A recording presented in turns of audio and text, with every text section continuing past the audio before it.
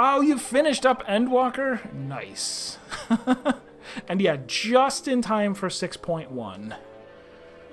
So, oh man, so what are you gonna... You could either like get started on MSQ right away and be nice and caught up for that, or you could go do... Have you seen the live letter last week? I think it was a week ago. Went over all of the new stuff that's being added. So we're getting more MSQ, of course. We're getting a new PvP mode. We're getting the third extreme trial, the one that you just did.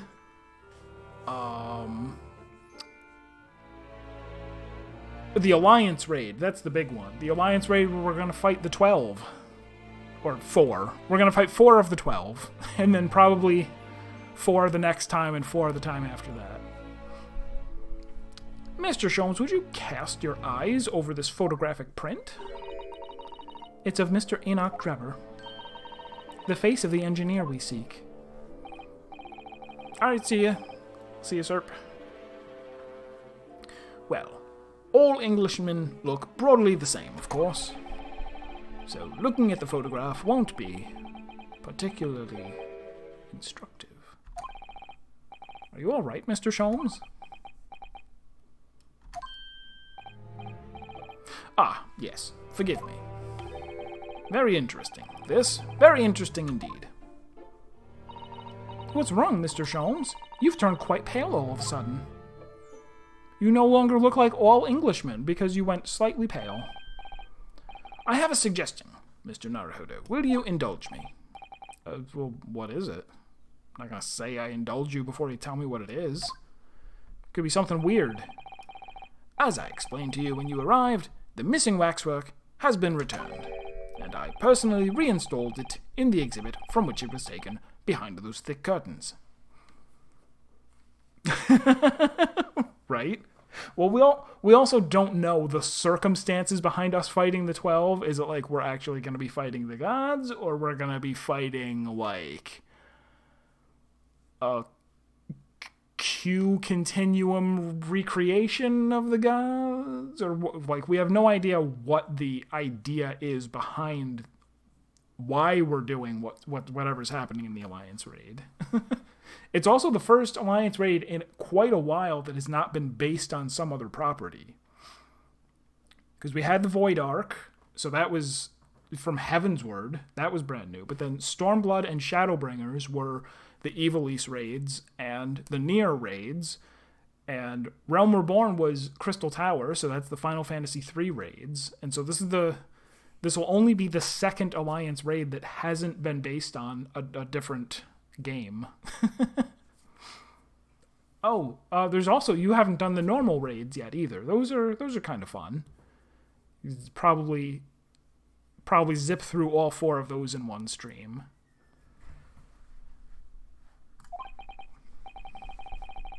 Oh yes, the Professor exhibit, isn't it? Would you like to see it? For a mere 5 shillings. That special, one-time only price, you understand. What? The opportunity won't come again, I might add. Wouldn't you like to see the fruits of my labor? Oh, well, we do have a rather pressing investigation to carry out. Perhaps we could postpone. The price is a very reasonable 5 shillings. I think you'll find it's well worth it. Are you being quite serious, Mr. Sholmes? Surely, you need only look at my expression to ascertain if this is seriousness or silliness. I can never tell with you, that's the point. Very well, it couldn't hurt. Here's your 5 shillings. Gratefully received. Domo. So, the special exhibit awaits behind the curtain. I invite you to peruse it at your leisure.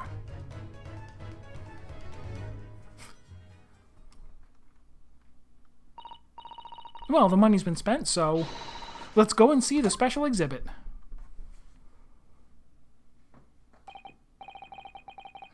Through these heavy curtains at last.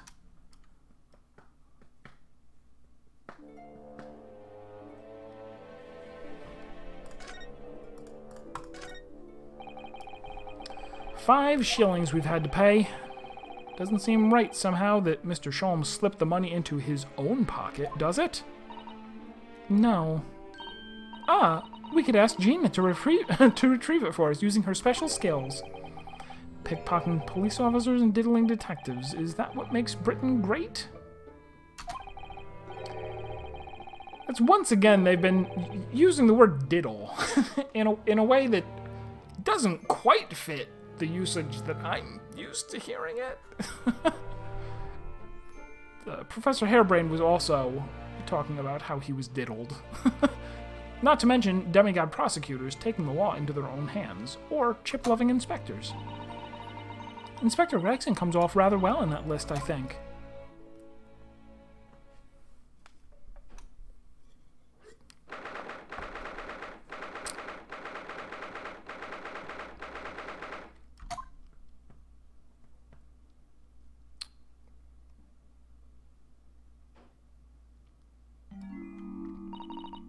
Oh dear, I felt a shiver run down my spine as soon as we walked in here. Mr. Sato, I say we turn on our heels and go straight home via a really big confectionery. We certainly can't do that. We paid 5 shillings already. True. Actually, now I'm looking a little more closely. We've paid good money to see an exhibit that's clearly incomplete. The nerve of the great diddling detective, again, is far more terrifying than anything in this place. This must be what Mr. Sholmes said when he said the case was largely solved. Be that as it may, Mr. Sholmes heavily implied there'd be a clue about the engineer in here, didn't he? But where? Since we paid 5 shillings, let's do 5 shillings worth of investigation, shall we? Yes, we will get what we paid for. Is that fear or frustration that's making Susato-san's voice tremble? And there's the murder weapon. This part of the exhibit is just as disturbing as the rest. It looks so real. Seems to be a young man in a white overcoat. And he has a large shovel in his hand, too. Look! Perhaps we should investigate it in a little more detail.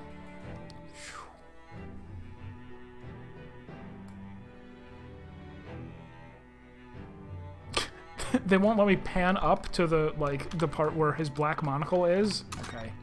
They're saving that reveal, although they allowed me to look at it. Yeah, well, how much?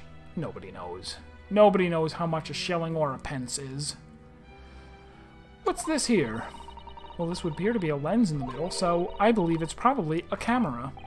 A camera, but it's so small. British technology is incredible, isn't it? I mean, what about Mr. Sholmes' skin prints? I think perhaps you should treat Mr. Sholmes' inventions as exceptions to the rule. But anyway, why would the man be in a graveyard at night with a camera? I wonder. Perhaps he was trying to capture the moment a dead body came back as a ghost on film. We'll just borrow this for a little while, I think. Oh, will we? Oh, okay, we're really getting our 5 shillings worth. By looking at the photographic plate inside the camera, we can see what picture was taken. What's a photographic plate? Oh, it's a piece of glass coated in a special emulsion that reacts to the light coming in through the lens. If you take it out of the camera, you ruin it. If we open the cover at the back of this camera, we should find it. Let's have a look. You should see yourself, Susato-san. Your eyes are shining. You really do like machinery, don't you?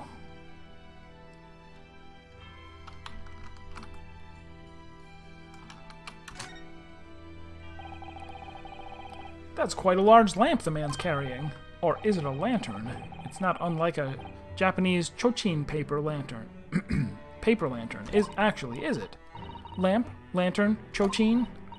The point is it casts very little light. To be walking alone in a graveyard at night with only this, well, I certainly couldn't do it. I'm not sure I could visit a graveyard at all, even in broad daylight, to be honest. I guess they did kind of mention, he's like, actually, Sholmes' technology is especially amazing. What a large shovel. Looks average size to me. He's holding it rather ominously, isn't he? Man. What on earth was the man doing with a shovel in a graveyard in the middle of the night? Mr. Sato. Yes? That's a spade, isn't it? This guy's gonna sit here and call a spade a spade? No, it's a shovel. No, shovels are for digging. That's for scooping up loose material. It's a spade. We've been through this, Mr. Naruhodo. Have we? I didn't get the shovel and spade conversation achievement from Chapter 1, if that's what you're talking about. What do you mean they've been through this? Or did they? And I forgot about it. No. Although, we haven't considered trowels. We've allowed ourselves to be distracted, I feel. Perhaps we should concentrate on what the man was doing with the implement. So we're going to bury the hatchet? You're right, though. What was the man doing in a graveyard in the first place? That's the real question. Why does anyone exist anywhere? That's the real question.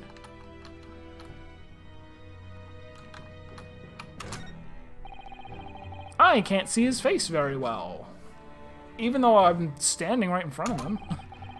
Perhaps if I just... Oh, do you think you should be handling the exhibits, Mr. Naruhodo? I'll put it back exactly as it was, don't worry.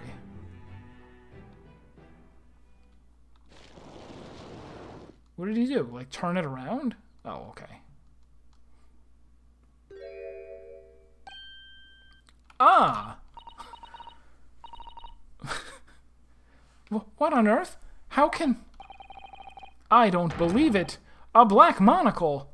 He's wearing his sunglasses at night, so he can watch you weave then breathe your storied lies or something. Is it possible that this man is... Yes. It's Enoch Drebber. The color of his hair is different, but it's unmistakably him.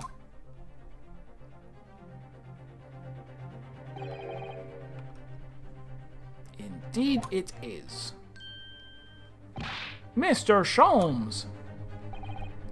This man is the subject of your present hunt, I believe. Yes, that's right. Just who is this man? Why is he here in this exhibit?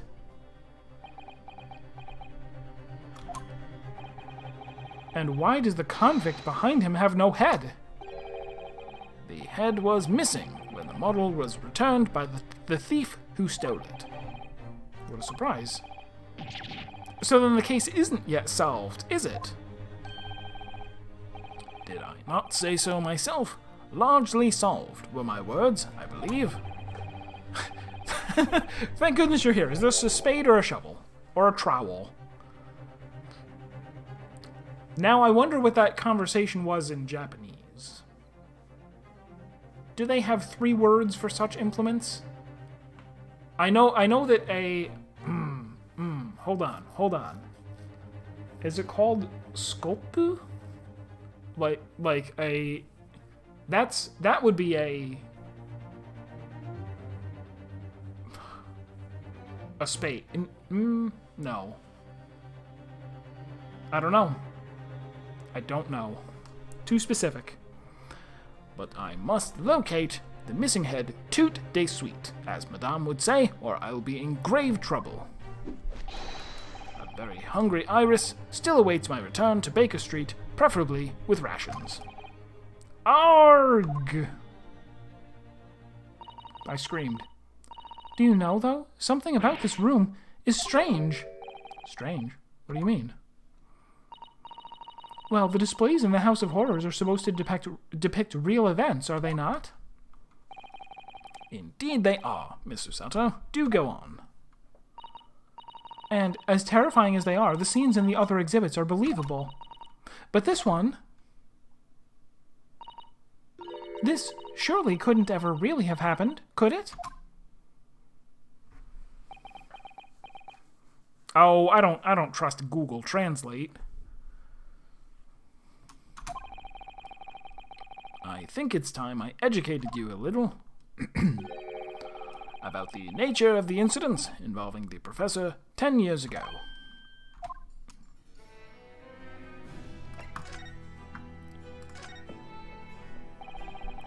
I believe I told you a little about the professor yesterday, did I not?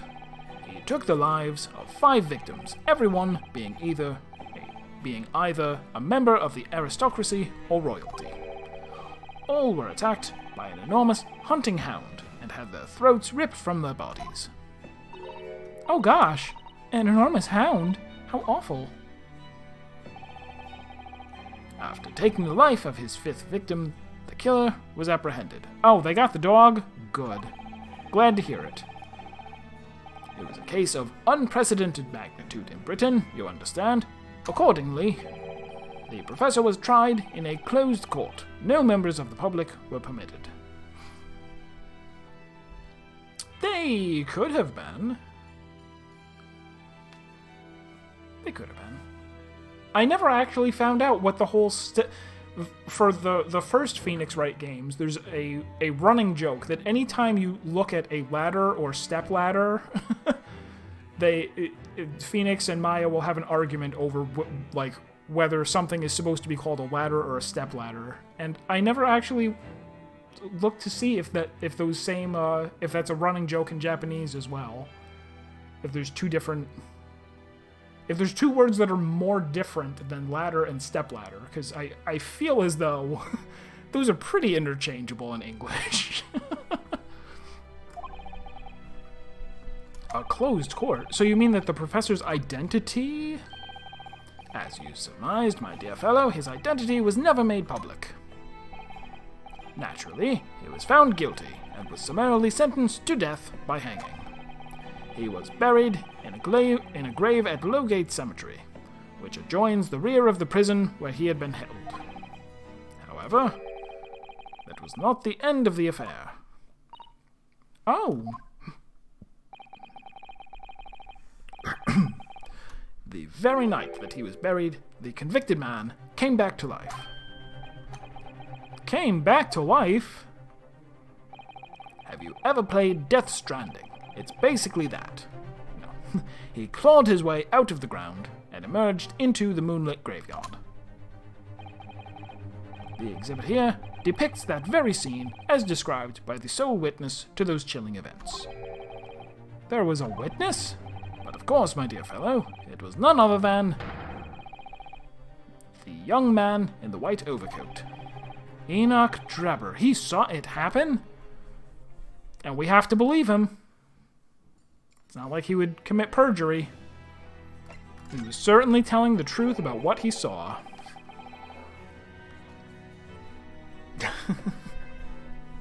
Well, sure. So there are two different words. I don't know if that's exactly what's going on in the original Phoenix Wright games. Probably it's exactly what I said. That there's two. It's those two words, and they argue over which is called what. So this is a waxwork model of Enoch Drebber. 10 years ago, the convicted professor, having been gibbeted? Did they gib him? I thought he was just hanged. Hold on. As long as we're looking up words...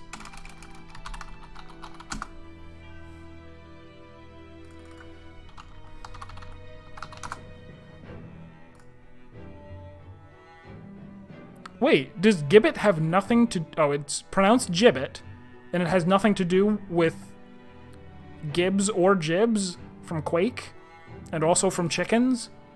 Apparently not. A gibbet is a gallows with a projecting arm at the top from which the bodies of the criminals were formerly hung in chains and left suspended after execution. So a hangman thing like you would draw in Hangman, the game.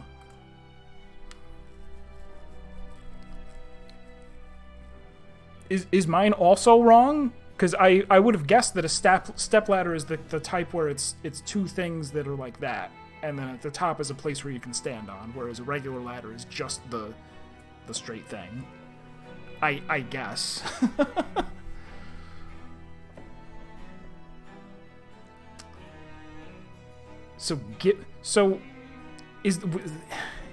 So if the noun is a gibbet, I guess the verb is pronounced gibbeted.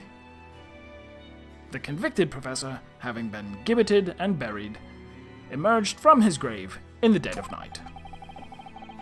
Wait, they are the... Wait.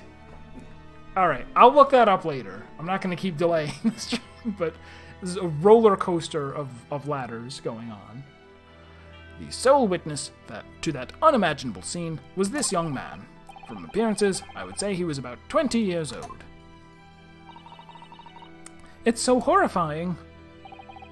Scared out of his wits, the young Drebber ran to a nearby police station to report the incident. And the sheer terror of what he's seen is said to have turned his hair white overnight. Yes, as shown in the photograph we have of him, his hair is completely white. For the following few days, the story of what he'd seen was on every front page in the capital. The public was frantic for every last detail about the killer who'd come back to life. As you've seen, an exhibit was even created here at Madame Tuspel's. I can quite understand why the man's hair turned white, certainly, but what I don't understand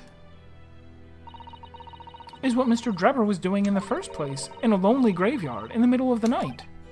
Yes, what was he up to?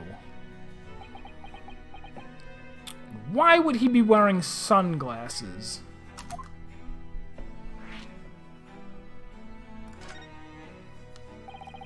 Oh, fooled by Wikipedia.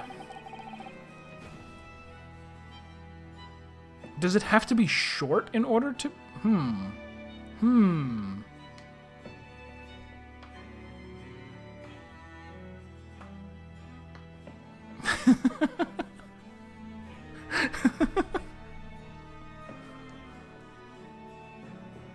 Okay, so that's okay. Yeah, it's just that they can fold so that they're freestanding, but any height. The professor's acts of terror threw London's upper classes into complete panic 10 years ago. It was a great scandal, one might say, at the very highest levels of society. And, since the killer's identity was never made public, rumors abounded. After all, no killer had ever before systematically employed a dog as a weapon of murder. Yes, I can imagine the impact the case must have had. But in time, of course, the rumors abated. So too did talk of the shocking witness account of the convict who came back to life. It was forgotten, dismissed as a dubious ghost story, as a preposterous parlor tale. But why did people stop believing in it? Why, simply because there was no resurrection to speak of, as was established in fact. What do you mean by no resurrection? The police investigated the grave in Lowgate Cemetery and published their findings. The convict's body was found to be buried exactly where it had been following the execution. No! But that would mean Mr. Drebber must have lied to the police and the newspapers. That would appear to be the only logical explanation, yes. The young man subsequently vanished from society, and nothing has been heard from him since. It's rather striking, then, that he should resurface now, don't you think? Of course, the convicted murderer couldn't really have come back to life, that's not possible. Also, you can't channel ghosts, also not possible. But Drebber's hair is unusually white, and if that really did happen overnight as a result of shock... It's hard to believe the incident was an out-and-out lie.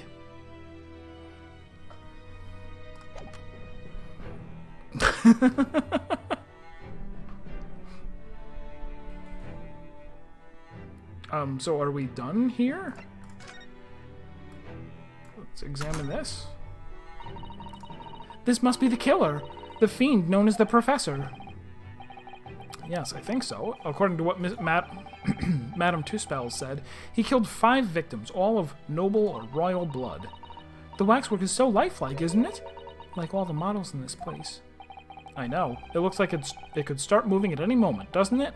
If only it had a head, that is. Perhaps we should examine it in a little more detail. I'm on it.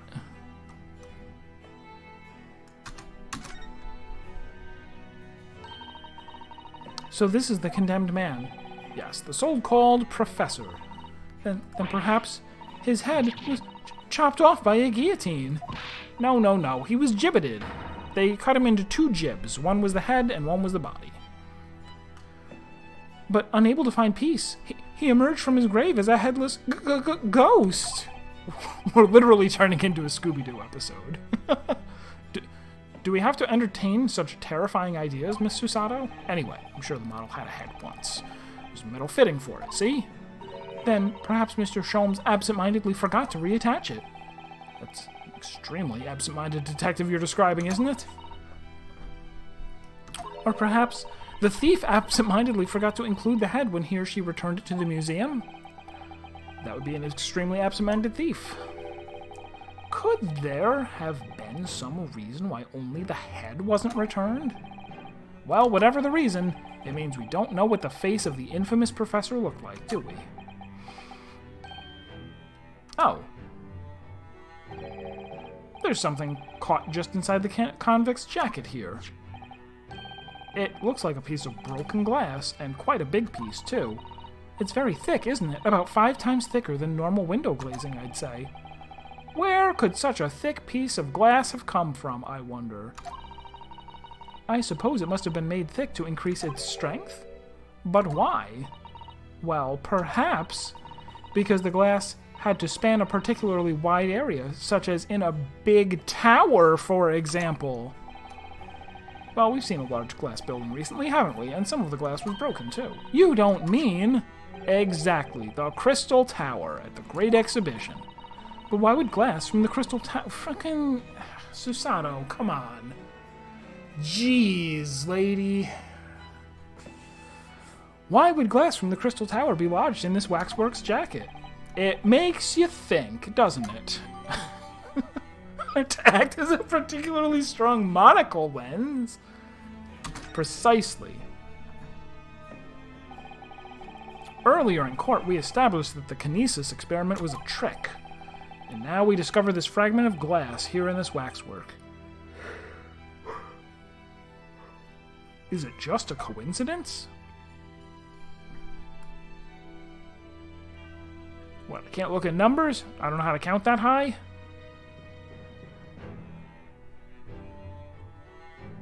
Don't tell Lord Von Zeeks. He would be so ashamed of me. Wait, is there really nothing else? They're like, we have to zoom in order to look at it more carefully. And then there's only one thing to zoom in and look at.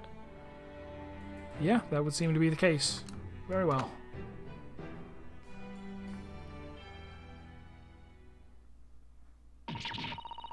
Marg!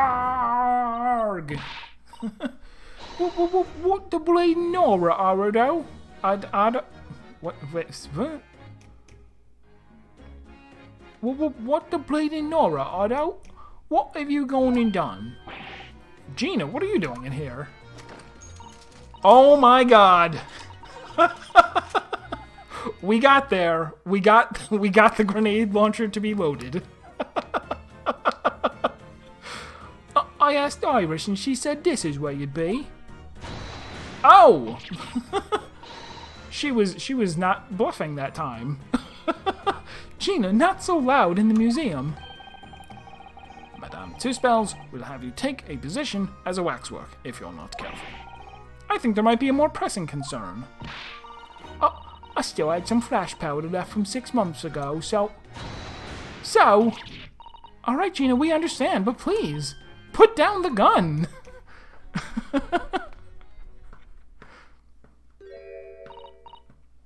Sorry, I got scared. You should try being the one on the other end of the barrel. So, what brings you here, Gina?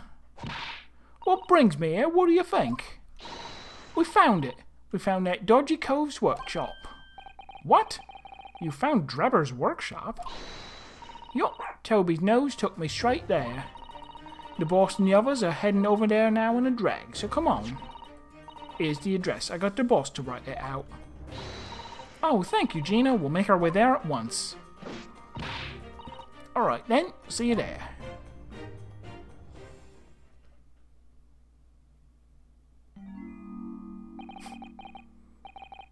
You go. Don't mind me. I'll just stay here, being still. What? I know my place. In the exhibit over there. Oh dear. Someone is feeling sorry for himself. Let's go, Mr. Sholmes. You're coming.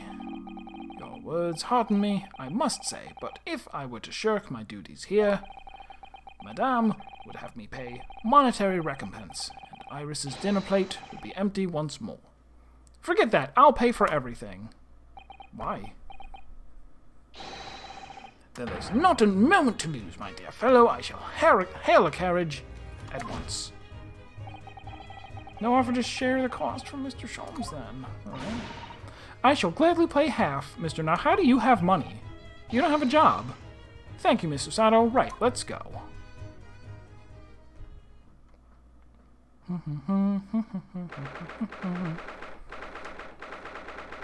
Okay, I was wondering if Toby was a reference to anything.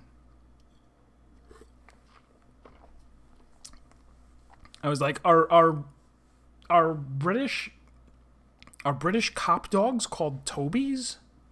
Is it Bobbies and Tobies, maybe? No. It was Sherlock Holmes's dog. That looks like... Oh, it's another super high voltage instantaneous kinesis machine.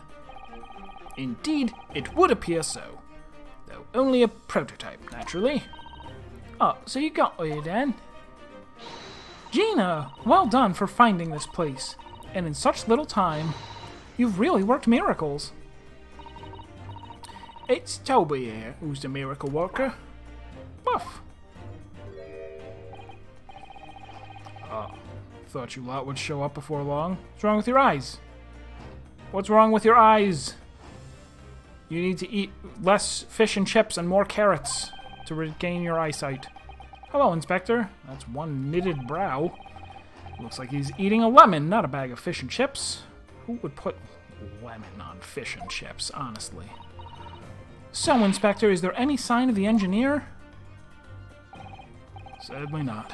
We didn't find a soul in here. Oh, what a shame. Well, thank you for letting us know about this place.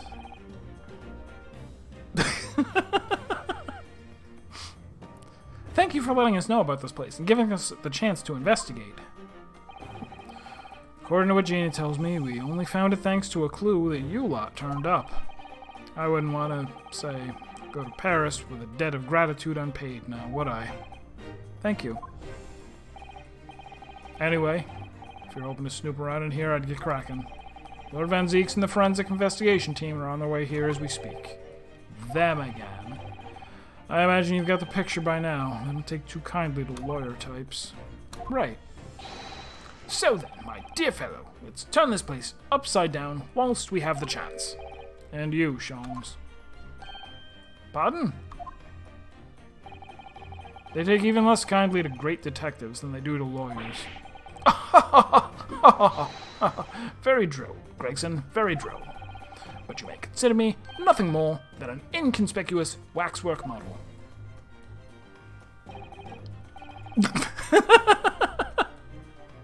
Yeah, he is a lawyer, so what the hell? Right then, let's see what we can find in here. Reloaded crossbows 0 out of 17. It's a European-style quiver of arrows with steel bolts inside. You know, not like the extra-European style. Do you suppose? Crossbow bolts, these. Just the right size for the bow you lot turned up at the exhibition grounds. In other words, yep, that's even more evidence to support your theory. It all goes to show that Drebber was the one pulling the strings behind the scenes of the whole scam.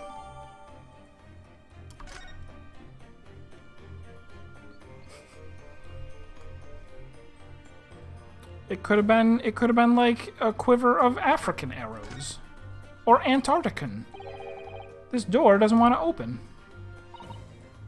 Yeah, looks like it's got a pretty hefty lock on it.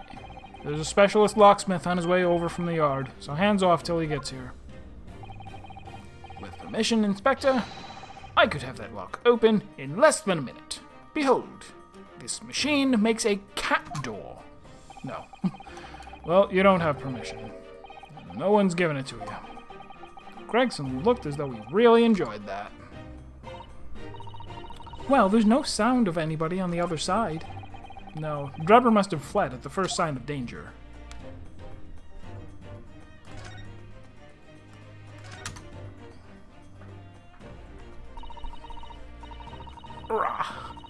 I'm sorry, Mr. Naruhodo. That machine is covered by the Special Dispensation for Scientific Equipment Act. There would be serious repercussions if you were to examine it from the Crown and the government.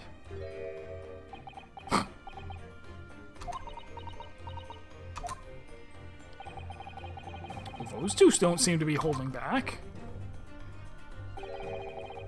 It's quite hollow inside. No working parts or devices of deception to be seen, dear fellow. No loose chains dropped on the floor or nothing, not even a bone for Toby here, my dear fella. British people are very much ruled by their own ideals, aren't they? I think that's just these two, Mr. Sato.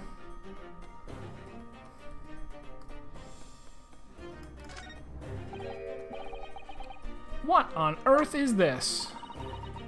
An aeroplane, Mr. Naruhodo. One day, scientists believe it will allow humans to fly freely in the skies.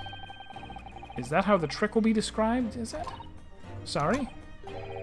Well, it's actually suspended by a thin but very strong cable, isn't it? Oh, well, this model is, yes, but a real aeroplane would actually fly high in the sky. Well, suspended from somewhere even higher in the sky, of course. Large metal objects obviously can't really stay in midair unsupported. So to you, the solution is ever taller towers?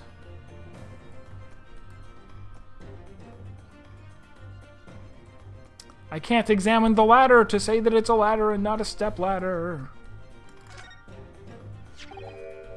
Ah, this appears to be most interesting. Yes, most interesting indeed, wouldn't you say?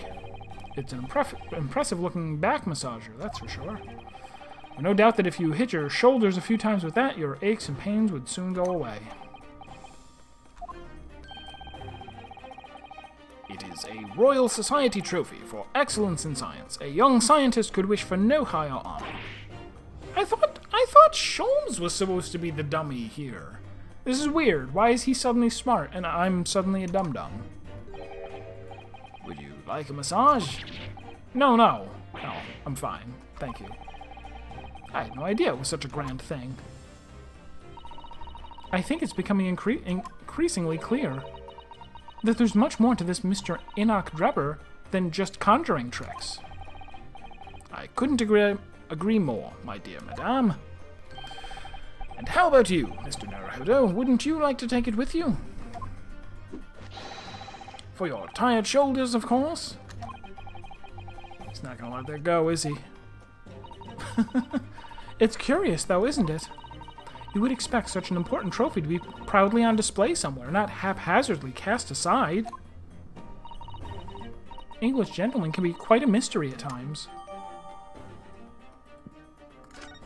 Well, obviously it was in a trophy case, and then he teleported it. Duh. Also thud. Oh. Something wrong, Mr. Sato? Well, I thought I heard a noise from the far side of that door. Well, Gina, did you hear it too? Yeah, I heard it and all. What you reckon, Toby? Woof woof. Right, mind the grease. Whoever's in there, open up. This is Scotland Yard.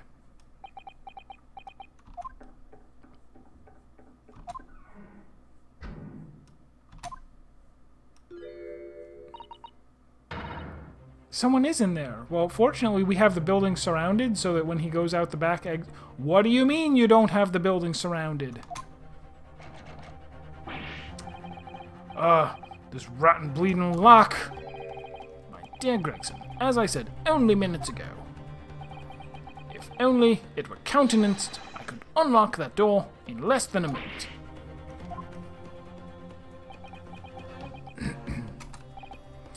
Fine. I'll take the rap for it. Just get us through that blasted door. There! You may enter at will. You've confused minutes with seconds, I think. Time is of the essence, I feel. What are we waiting for? Nothing for it, I suppose. This is an emergency. There's a strong possibility that beyond that door is the engineer you all seek. Be prepared for action, my dear fellow. Yes. My katana is at the ready.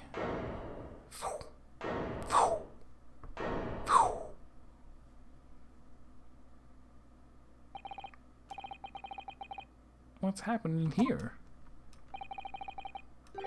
Why is everything upside down? What?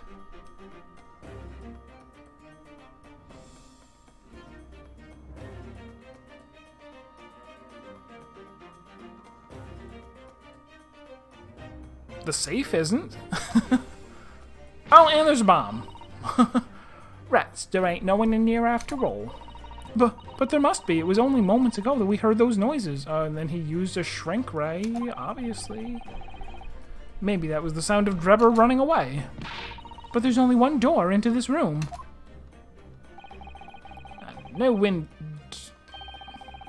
Oh, okay. I'm like, actually... But he mentioned it. A statue of dynamite. And no windows that could afford an escape route. Those skylights are too high. And also no windows that he can afford.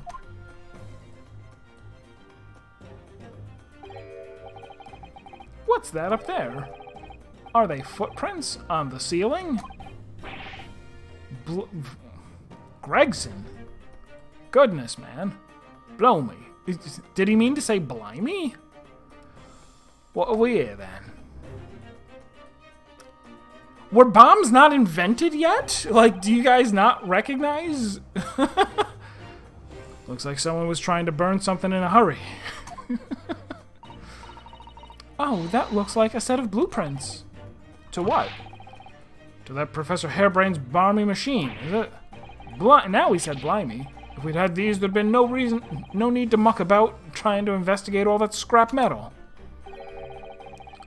There is something of great interest here too. Okay, so they're really playing it up then.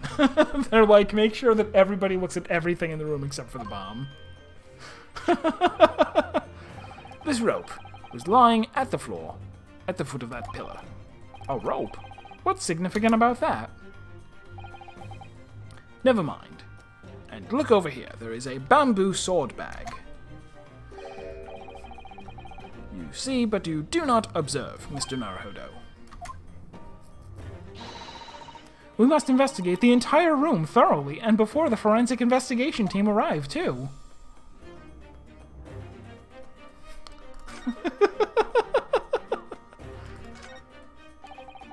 That's a very large safe. I don't suppose even Mr. Sholmes could open that lock. Although, if you were a thief, you could just steal the entire thing, I suppose. Did you ever see The Italian Job? It's bolted to the floor to prevent exactly that sort of underhand trick, Mr. Naruhodo. Nonsense, haven't you seen The Italian Job? Well then, you could just steal the floor as well. I'm sorry, but you really aren't making any sense at all. Anyway, I think we can agree that whatever is inside must be very important. Hi, balloon. It's green. Green for guilty. That's a really lovely model. It looks just like a real flying balloon. I think it's probably staying aloft on the same principle as a full-size balloon, using gas. A green flying balloon. It does have the hallmarks of that amazing deception at the Great Exhibition, doesn't it? Could it be that the whole thing was planned here in this very workshop? In this very exploded workshop? There's no denying it, is it? They're footprints. Yes, it would appear so. And I simply can't imagine how they came to be there. Isn't it a Susato shoot-up or something? Like a Susato takedown, I mean. I'm no Wonder Woman, Mr. Naruhodo. That would make her almost superhuman, I suppose.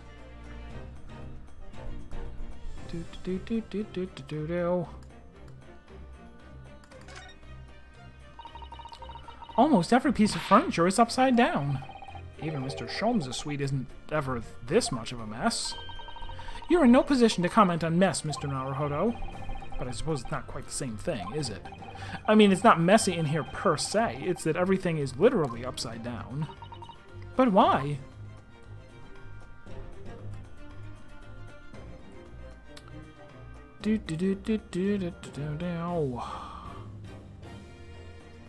Cupboard? Oh, what do you have to say? Anything interesting? Mr. Sholmes, have you found something?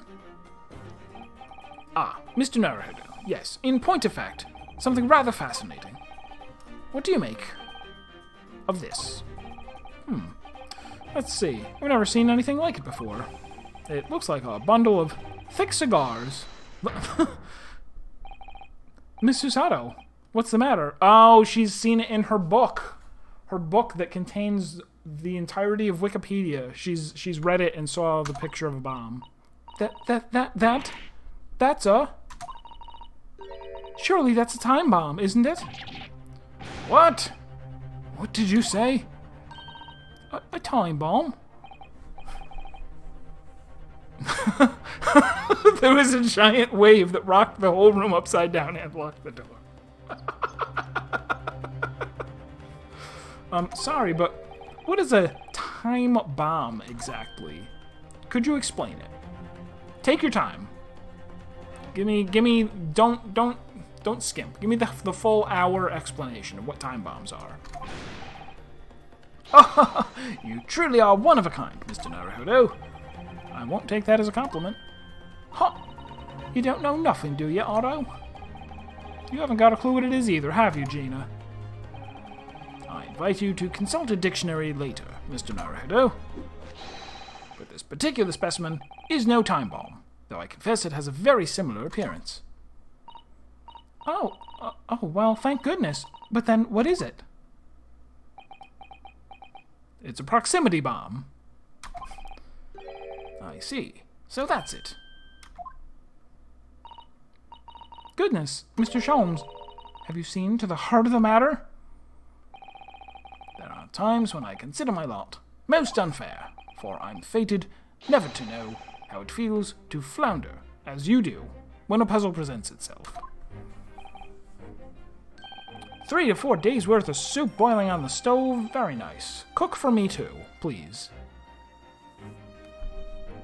But I have learnt to accept the hardships that come with being a great detective, Miss Susato. Here we go. I feel a great deduction coming on Saturday, because I'm not going to do it right now. Once again, I can draw 2 conclusions from the scene we see before us. The first is that the inverted nature of the furniture in this room is the work of Drebber himself. Oh, but how could you? And the second conclusion is that the small device on the floor there is, without question, completely genuine. Please, Mr. Sholmes, you must explain everything. On Saturday. It would be a pleasure. After all, it is a great detective's civic duty to teach Scotland Yard the final points of the trade. Lemon face. Well, Inspector Gregson seems delighted with the idea. Oh, you deflected the inspector's glare with such fortitude there, Mr. Sholmes. Well done. You're too kind, my dear madame. I hereby dedicate this great deduction to you. So it sounds like they are going to do a great deduction. So we'll save here and stream on Saturday to resume this and probably get to the trial and start the trial. The second day of the trial.